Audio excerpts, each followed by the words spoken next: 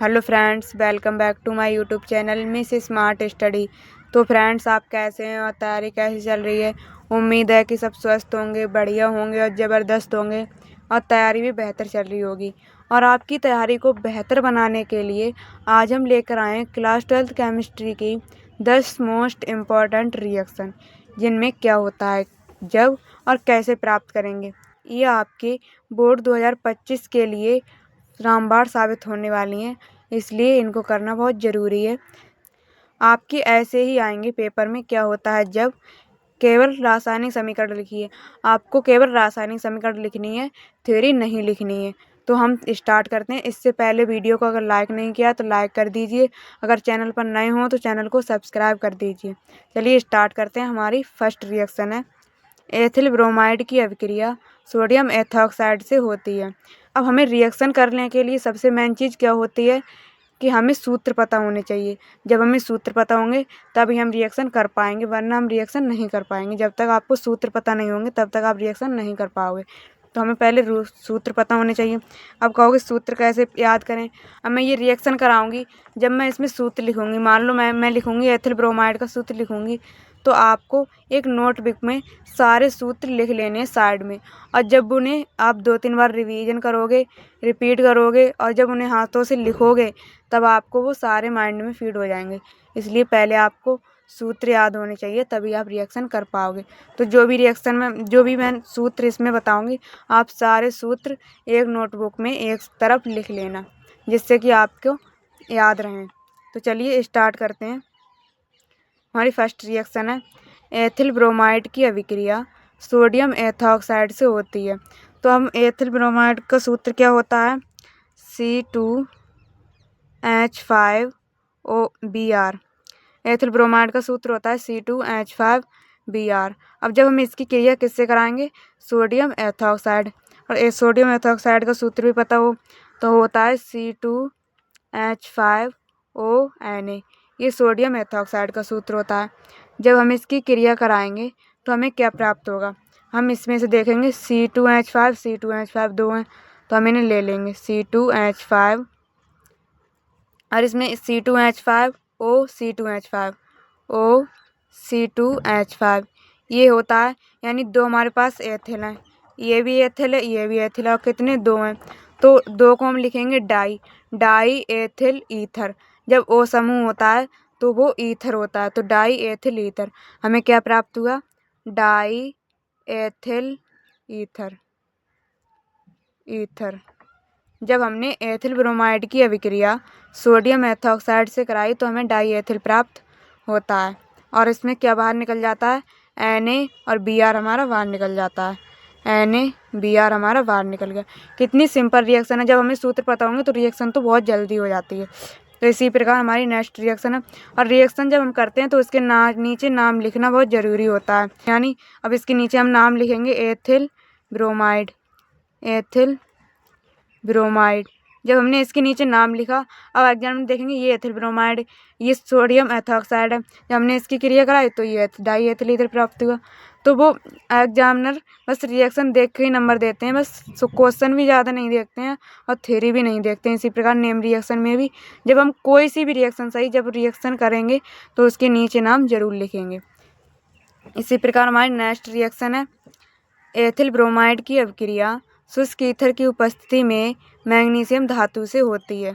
तो क्या प्राप्त होता है, तो एथिल ब्रोमाइड का सूत्र C2H5Br। एथिल ब्रोमाइड की क्रिया हमने किससे कराई, मैग्नीशियम धातु से, यानी Mg से कराई शुष्क ईथर की उपस्थिति में। शुष्क ईथर की उपस्थिति में, और यानी उपस्थिति में कराते हैं तो एरो के ऊपर लिखते हैं। अब क्या प्राप्त होगा हमें, C2H5Mg Br। हमें ग्रेगनॉड प्राप्त होता है। जब हम एथिल ब्रोमाइड की अभिक्रिया मैग्नीशियम धातु से शुष्क ईथर की उपस्थिति में कराते हैं तो हमें ग्रेगनॉड अभिकर्मक प्राप्त होता है। जब कोई एथिल समूह होता है और एक धातु होती है और एक हैलाइड होते हैं, ये हमारा हैलाइड है, मैंने Br, ब्रोमीन, आयोडीन, क्लोरीन और फ्लोरीन, ये हमारे हैलाइड होते हैं। तो हम जब इन तीनों को मिलाकर हमारा ग्रिग्नॉर्ड अभिकर्मक बनता है। तो हमें क्या प्राप्त हुआ? ग्रिग्नॉर्ड अभिकर्मक। जब हम एथिल ब्रोमाइड की अभिक्रिया मैग्नीशियम धातु से शुष्क ईथर की उपस्थिति में कराते हैं तो हमें ग्रिग्नॉर्ड अभिकर्मक प्राप्त होता है। इसी प्रकार हमारी नेक्स्ट रिएक्शन है। एसीटोन की क्रिया H2O से होती है, यानी जल से होती है। तो क्या प्राप्त होता है? अब एसीटोन का हमें सूत्र पता होना चाहिए, तभी तो रिएक्शन कर पाएंगे। तो एसीटोन का सूत्र होता है CH3CO CH3। जब हमने इसकी क्रिया H2O से कराई तो हमें क्या प्राप्त हुआ? तो हमें CH3COOH, हमें एसिटिक एसिड प्राप्त होता है। एसिटिक एसिड यानी एसिटिक एसिड यहाँ से हमने ले लिया CH3COO और एक हमने इसमें से H ले लिया, तो हमारे पास तो एसिटिक एसिड हो गया। अब ये C रह गए, यहाँ पे 2 H रह गए, 2 ये रह गए, तो हमारे पास क्या आ गया यहाँ पे CH4, यानी ये एक C रहेगी, 2 H यहाँ पे रह गए, 2 यहाँ पे रह गए, तो 4 हो गए, तो CH4। और CH4 किसका सूत्र होता है? मीथेन का, यानी हमें मीथेन गैस प्राप्त हुई। तो हमारी मीथेन गैस बाहर निकली। जब गैस निकलती है तो ऊपर की तरफ एरो लगाते हैं, एरो लगाना भी बहुत ज़रूरी है। जब अपक्षेप प्राप्त होता है तो नीचे की तरफ एरो लगाते हैं। उम्मीद है कि आपको जो भी रिएक्शन मैं करा रही हूँ सारी समझ में आ रही होंगी। इसी प्रकार हमारी नेक्स्ट रिएक्शन है। फॉर्मिक एसिड को सांद्र H2SO4 की उपस्थिति में गर्म करते हैं, यानी जब हम फॉर्मिक एसिड को, और फॉर्मिक अम्ल का सूत्र क्या होता है?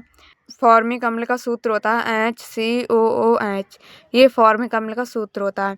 जब हमने इसकी क्रिया H2SO4 की उपस्थिति में कराई, H2SO4 सांद्र, जब हमने इसकी क्रिया सांद्र H2SO4 की उपस्थिति में कराई तो हमें क्या प्राप्त हुआ? CO+H2O, यानी जब हमें ये गैस निकल रही है, कार्बन यहाँ से हमने ले लिया CO ले लिया, और हमारे पास क्या बचा? H2O, तो H2O बाहर निकल गया। और होता है कार्बन मोनोऑक्साइड। जब यहाँ पे 2 लगा होता तो कार्बन डाइऑक्साइड गैस हो जाती, और बस केवल O है तो कार्बन मोनोऑक्साइड गैस है ये, तो ये हमारा जल बाहर निकल गया।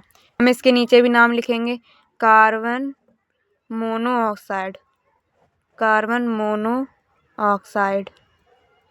ये कार्बन मोनोऑक्साइड गैस हमें प्राप्त हुई जब हमने फॉर्मिक अम्ल को सांद्र H2SO4 की उपस्थिति में गर्म किया तो हमें कार्बन मोनोऑक्साइड गैस प्राप्त हुई और जल बाहर निकल गया। इसी प्रकार हमारी नेक्स्ट रिएक्शन है। एथिल अल्कोहल को लाल फास्फोरस की उपस्थिति में HI के साथ गर्म करते हैं, यानी जब एथिल अल्कोहल को, अब एथिल अल्कोहल का सूत्र होता है C2H5OH। एथिल अल्कोहल को लाल फास्फोरस की उपस्थिति में HI के साथ गर्म करते हैं, तो HI के साथ लाल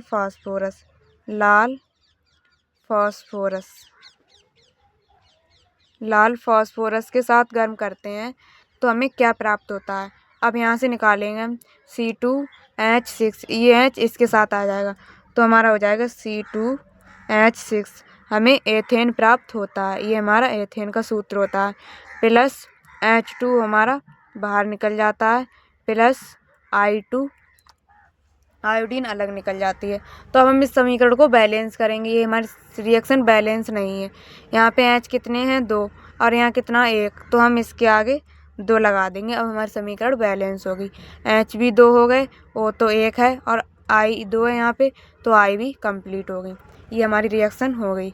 अब इसी प्रकार हम कैसे प्राप्त करेंगे? हमने क्या होता है जब कर लिए, अब 5 करेंगे हम, मोस्ट इम्पॉर्टेंट है ये। कैसे प्राप्त करेंगे? केवल रासायनिक समीकरण लिखिए। कैसे प्राप्त करेंगे? फिनॉल से पिक्रिकम। अब हमें सूत्र पता होना चाहिए फिनॉल का। अब फिनॉल का सूत्र होता है, रिंग बनाएंगे, हम एक रिंग बनाई और इसके ऊपर OH लगा देंगे। ये हमारा फिनॉल का सूत्र हो गया। वैसे इसका सूत्र होता है C6H5OH। ये फिनॉल का सूत्र होता है। जब हम रिंग में बनाएंगे तो इस प्रकार बनाएंगे। जब हमने फिनॉल को, अब हम इससे फिनॉल से पिक्रिक अम्ल कैसे प्राप्त करेंगे? अब हम इसकी क्रिया HNO3 से कराएंगे तो हमें पिक्रिक अम्ल प्राप्त होगा। अब पिक्रिक अम्ल का सूत्र होता है, रिंग बनाएंगे हम, बिल्कुल सेम ये लगा लेंगे, इसमें बिल्कुल छेड़छाड़ी नहीं करेंगे। अब NO2 दूसरे पे, चौथे पे और छठे पे हम NO2 लगा देंगे। NO2 NO2 O2N NO2। अब हम तीनों जगह पे NO2 लगा देंगे और इसमें बिल्कुल छेड़छाड़ नहीं करेंगे, बिल्कुल यहाँ से यहाँ ला के रख देंगे। ये हमारा पिक्रिक अम्ल का सूत्र बन गया, पिक्रिक अम्ल। ये पिक्रिक अम्ल, हमने फिनॉल से पिक्रिक अम्ल बना लिया। अब हमारे पास इसमें क्या रह गया, H2O। हम यहाँ से H2O बाहर निकाल देंगे। अब हमारी ये रिएक्शन बैलेंस नहीं है, और बैलेंस हम जब इसको करेंगे तो क्या करेंगे, अब ये NO2, अब यहाँ पे मान लो अब यहाँ पे 3H है, हम इसको बैलेंस करेंगे। अब इसमें 3N है तो हम यहाँ पे इसके आगे 3 लगा देंगे। अब हमारी ये रिएक्शन बैलेंस हो गई। तो हमारा क्या हुआ, फिनॉल से पिक्रिक अम्ल प्राप्त हुआ। जब हमने फिनॉल की क्रिया नाइट्रिक एसिड से कराई तो हमें फिनॉल प्राप्त हुआ। इसी प्रकार हमारी नेक्स्ट रिएक्शन है, फॉर्मेल्डिहाइड से फॉर्मेल्डिसाइनोहाइड्रिन कैसे प्राप्त करेंगे। फिर फॉर्मेल्डिहाइड से फॉर्मेल्डिसाइनोहाइड्रिन। अब फॉर्मेल्डिहाइड का सूत्र होता है HCHO। हम इसे इस प्रकार लिख लेंगे, H यहाँ से C डबल बॉन्ड O। हमने इसे इस प्रकार लिख लिया। अब हम इसकी क्रिया किससे कराएंगे, HCN से। जब हम इस क्रिया HCN से कराएंगे तो हमारे पास आ जाएगा फॉर्मेल्डी। हम यहाँ से H या ये लेंगे, ये H लेंगे, अब ये C, अब ये O है, ये H इस O के साथ यहाँ पे जोड़ देंगे, OH। अब ये CN हम यहाँ लगा देंगे तो हमारे पास प्राप्त हो जाएगा फॉर्मेल्डिहाइड साइनोहाइड्रिन। इसी प्रकार हमारी नेक्स्ट रिएक्शन है, कैसे प्राप्त करोगे एसिटिक एसिड से एथिल एसीटेट। तो हम क्या करेंगे, एसिटिक एसिड CH3COOH, ये एसिटिक एसिड का सूत्र होता है। अब हम इससे एथिल एसीटेट कैसे प्राप्त करेंगे, तो हम इसकी क्रिया C2H5OH एथिल अल्कोहल से करा देंगे। जब हमने एसिटिक एसिड की क्रिया एथिल अल्कोहल से कराई तो एथिल एसीटेट प्राप्त होता है, यानी CH3COOC2H5। हम यहीं से ले लेंगे, CH3 ले लिया हमने, COO यहाँ से C डबल O ले लिया, अब C2H5 हमने ले लिया तो हमारे पास प्राप्त हो गया एथिल एसीटेट। अब हमारे पास क्या रह गया, यहाँ पे H2O, 2 H रह गया, एक O रह गया, तो H2O जल हमारा बाहर निकल गया। इसी प्रकार हमारी नेक्स्ट रिएक्शन है, एसिटिक एसिड से एसिटिल क्लोराइड।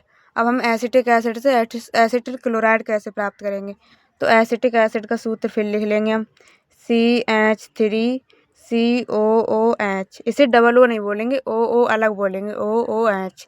हमने इसकी क्रिया हम किससे कराएं कि हमें एसिटिल क्लोराइड प्राप्त हो जाए, तो हम इसकी क्रिया PCl5 से करा देंगे। PCl5 से जब कराएंगे तो एसिटिल क्लोराइड प्राप्त होगा। यहाँ से हम CH3 ले लेंगे, CH3 ले लिया, अब ये CO ले लेंगे, हम यहाँ से CO ले लिया, अब इसमें से हम एक क्लोरीन ले लेंगे तो हमारे पास आ जाएगा एसिटिल क्लोराइड।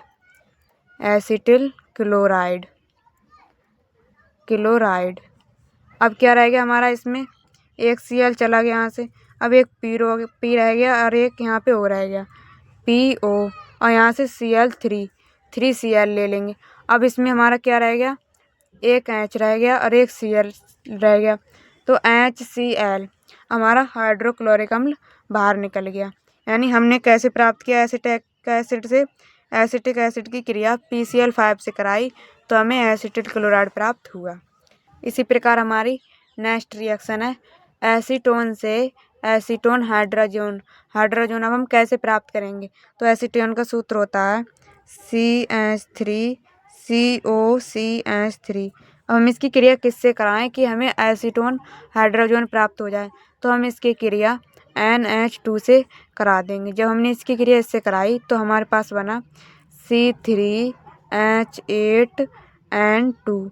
ये सूत्र होता है acetone acetone hydrazone. Acetone hydrazone का सूत्र होता है C3H8N2। अब इस समीकरण को हम बैलेंस करेंगे।